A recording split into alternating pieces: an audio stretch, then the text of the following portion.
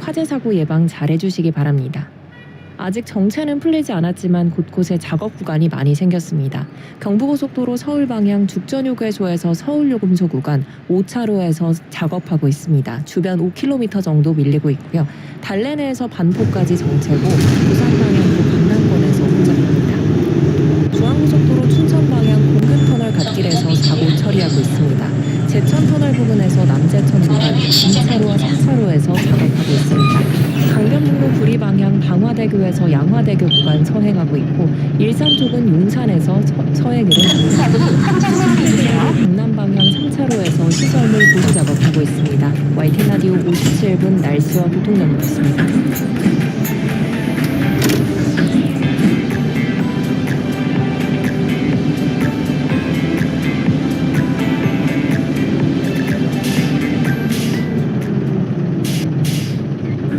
가진 돈이 많아야 풍족한 삶일까요? 보험을 여러 개 들어야 안정된 노후일까요? 그렇지 않습니다. 재무 설계와 노후 준비, 어떻게 준비하느냐에 따라 당신의 삶이 180도 바뀝니다. 매일 오후 4시 20분 저희 양수진과 함께하는 굿모닝 굿나이프 지금 검색해보세요. FM 94.5MHz YTN 뉴스 FM입니다. 다음 정류소는 레이서즈 아파트입니다.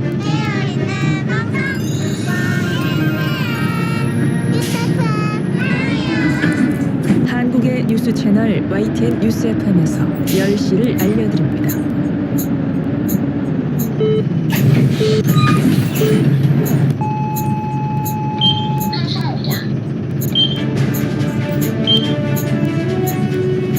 지금부터 뉴스페어를 YTN 라디오와 TV, DMB로 함께 전해드립니다.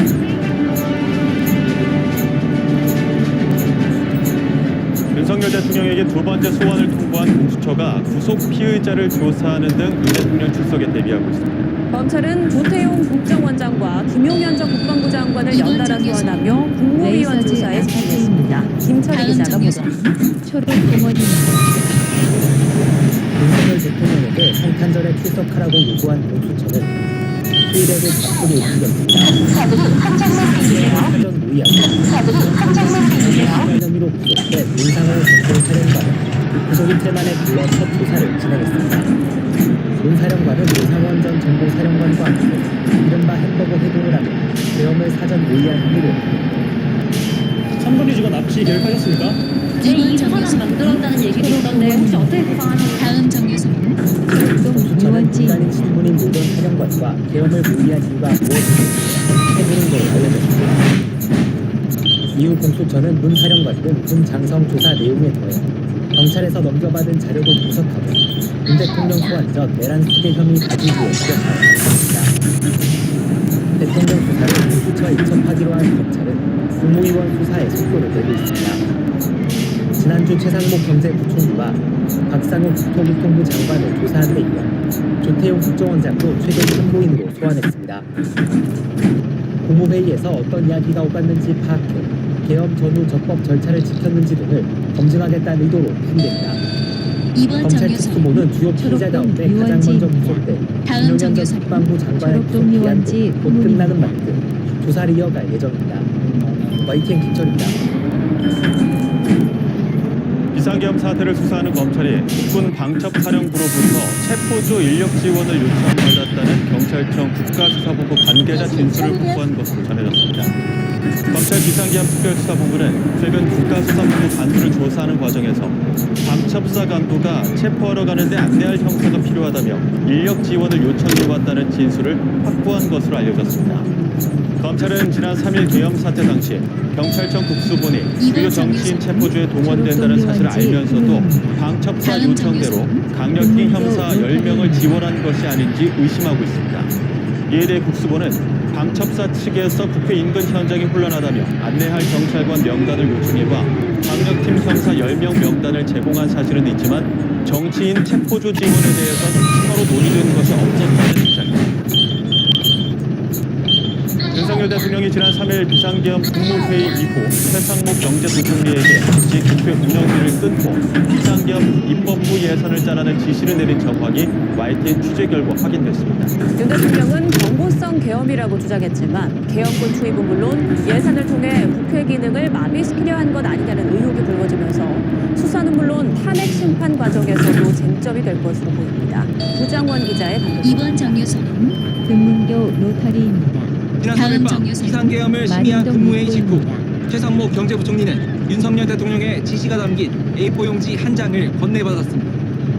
이 사실은 열흘 뒤 국회 긴급현안 질의 과정에서 뒤늦게 드러났는데 최 부총리는 지시 내용에 대해 당시 경황이 없어 쪽지를 제대로 읽지 못했다며 계엄 관련 재정 자금을 확보하라는 지적성 법 남다고 답했습니다. 대통령 지시사항인데 그거 안 보는 사람이 지시사항이 아니고 참고하라고 줬습니다. 계엄을 전제로 한 최상목 경제부총리입니다. 지시사항 같은 걸로 느낌을 받았습니다. 딱 보니까 비슷한 문건이길래 이건 우리가 무시하자 해가지고 덮었습니다.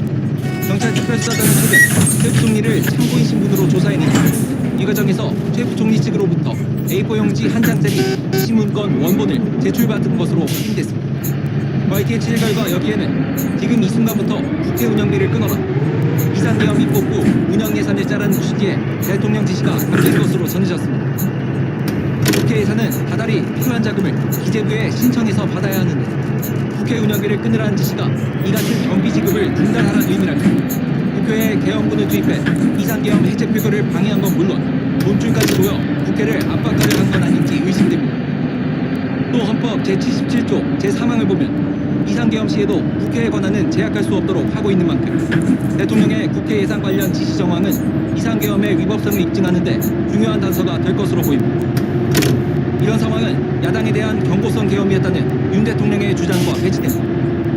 국민들에게 거대 야당의 반국가적 해악을 알려 이를 멈추도록 경고하는 것이었습니다. 국회를 해산시키거나 이번 기능을 정류소는 마비시키려는 것이 아니면 다음 자명합니다. 정류소는 비상계엄 입법부 운영 예산을 짜라는 지시의 의도는 국회 해산을 전제로 한 것인지 수사와 탄핵 심판 과정에서 쟁점이 될 것으로 보입니다. 최 부총리는 수사기관에서 처음 쪽지를 본 뒤 다른 사람에게 맡겨놔 자세한 내용은 알지 못한다고 진술한 것으로 전해졌는데 새롭게 파악된 지시문건 내용의 확인을 요청하는 YTN 취진의 질문에는 답하지 않았습니다. 이번 정류소는 YTN 부장원. 마린 단독주택단지입니다. 다음 정류소는 네, 윤석열 대통령이 계속 탄핵 심판 서류 수출을 거부하고 있는 가운데 선수가 오늘 입장을 내놓을 예정입니다. 네, 자세한 내용 윤기찬 변호사, 설주환 변호사 두 분과 함께 짚어보겠습니다. 안녕하십니까? 네, 윤 대통령이 지금 받지 않고 있는 탄핵 심판 서류들 헌재에서는 송달로 간주한다, 이 여부를 결정한다고 하는데 어떻게 될 거라고 보십니까? 송달 간주됐다 이렇게 판단하기 쉽지 않고요. 예.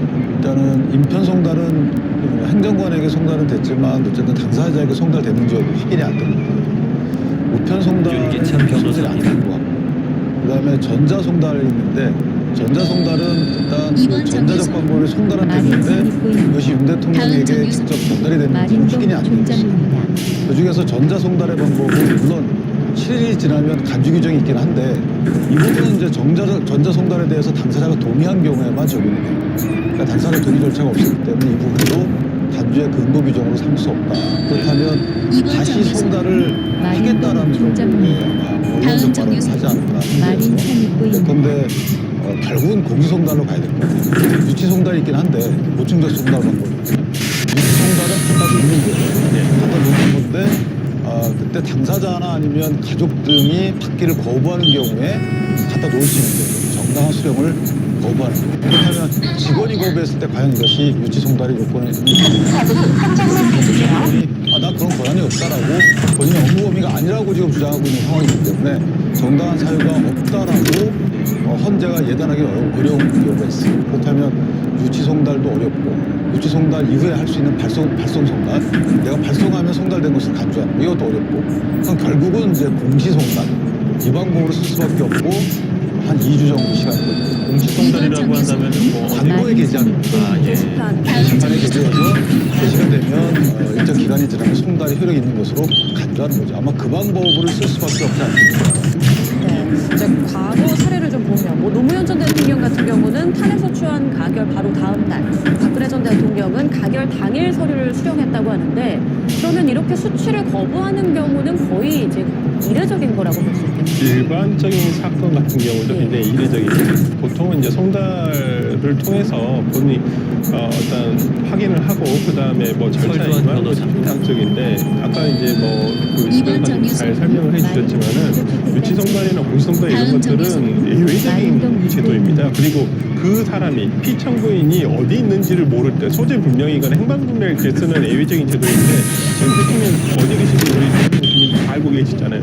근데 이런 꼼수를 계속 쓰신다는 것이 뭐 본인에게 어떠한 뭐 유불리를 떠나서 대통령으로서의 어떤 준법 정신이라는 부분에서 과연 뭐 이렇게 대통령직으로서 어떤 법을 지키고자 하는 의지가 있나 이런 부분에 대해서 상당히 의심받을 수밖에 없는 상황이지 않나 싶습니다. 이걸 따지자면 저는 뭐 이게 법적으로 어떤 직접적인 영향은 없다고 봅니다만은 어떤 재판부에게 이 사람이 뭔가 회피하고 있다라는 것은 본인이 불리하기 때문에 회피하는 거거든요. 유리하다고 생각이 들면 회피하지 않습니다. 나 빨리 가서 내가 여기 대해서 탄핵 결정에 대해서 기각을 내가 받아내겠다. 나의 무고함을 밝히겠다라고 하는 게 맞는데 윤석열 대통령은 지난 4차 담화라든지 뭐 2차 담화에서 당당히 맞서겠다라는 말과는 다르게 지금 보여주는 행동은 계속 회피하는 모습만을 일관하고 있기 때문에 저는 재판부에게 좋은 인상을 주지는 못할 것이다. 네, 탄핵 심판 첫 변론 준비 기일이 오는 27일, 그러니까 나흘 앞으로 남았는데 여기에는 지장이 없을까요? 아마 첫 변론 기일은 이 상태로라면 예정된 것이 굉장히 어려워요. 그러니까 변론 준비 기일이거든요. 준비 기일은 양측 당사자가 모여서 쟁점 정리하고 증거 어떤 거 신청할지에 대해서 조율하는 자리거든요. 그렇다면 한쪽 당사자가 참석하지 않는 변론 준비 기일은 의미가 없다 생각이 되고 쟁점 정리는 수명법관이 다 하고 있어요.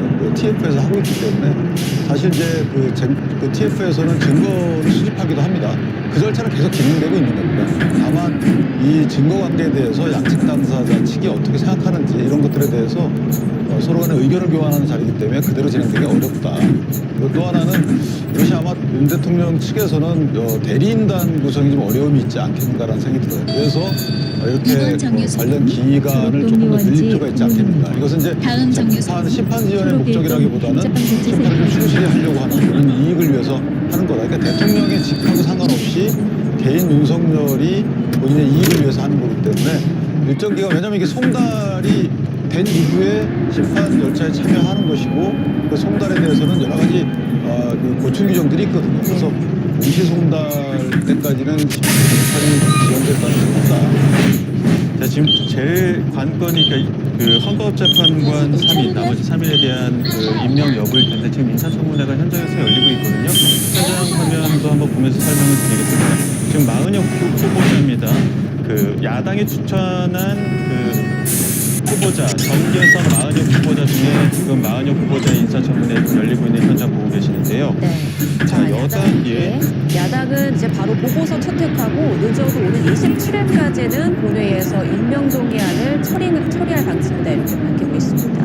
하지만 국민의힘은 임명 자체가 이제 불가능하다라고 맞서고 있는 상황이죠. 예, 지금 보시는 것처럼 자리가 굉장히 많이 비어 있습니다. 여당은 아예 불참하기로 했는데 이 부분에 대해서 그 인천특위의 절차, 인사청문회의 그 절차를 좀 향후에 문제 삼을 수 있는 부분이다 이렇게까지 얘기하고 있습니다. 이제 국민의힘에서 이 부분과 관련해서 권한쟁의를 심판하게 청구를 하겠다라고 돼 있습니다만은 사실상 권한쟁의 진행이 되지는 않는다고 보고요. 본인들이 빠진 거 아니겠습니까? 누가 배제한 것은 아닙니다. 그리고 어떤 헌법기관을 하는데 인사청문회 규정에 따라서 지금 적법하게 지금 열리고 있는 인사청문회거든요. 거기에 저는 국민의힘 의원도 들어와야 된다고 봅니다. 이 부분과 관련해가지고 어떤 임명하냐 여부는 지금 한덕수 권한대행의 몫이지만은 국회에서 어떤 이분들에 대한 추천까지는 가능한 부분이잖아요. 그리고 그 추천 과정에서 국민의힘이 스스로 빠져버린다고 한다면 이 부분과 관련해서 나중에 어떤 위헌적인 절차다 이렇게 어떤 어떤 이의 제기하기는 굉장히 어려울 것이다라고 생각이 드는데요. 그런 면에서라면 한덕수 총리가 어떻게 이제 결정을 할지는 모르겠지만은 저는 결론적으로는 임명을 해야 된다고 봅니다. 그러니까 과거의 사례도 보면 이 헌법재판소가 구성이 되는 것은 상권 분립의 기초에서 돼 있는 겁니다. 그래서 대통령 국회 사법부의 몫이 있거든요. 근데 과거에 어떤 대통령 추천 몫이 아니라 다른 기관의 추천 몫에 대해서는 대통령의 임명 행위는 하나의 요식 절차에 불과했거든요. 그렇다고 한다면 윤석열 대통령이 탄핵 심판 서류 수치를 계속해서 거부하고 있습니다. 헌법재판소가 오늘 입장을 내놓을 예정인데 법적으로 통달이 된 것으로 간주하는 방법을 고려 중인 것으로 알려졌습니다. 이런 가운데 현재 국회 인사청문 특별위원회는 마은혁 후보자에 대한 헌법재판관 인사청문회를 진행하고 있습니다. 윤기찬 변호사, 설주환 변호사의 대담으로 짚어봤습니다.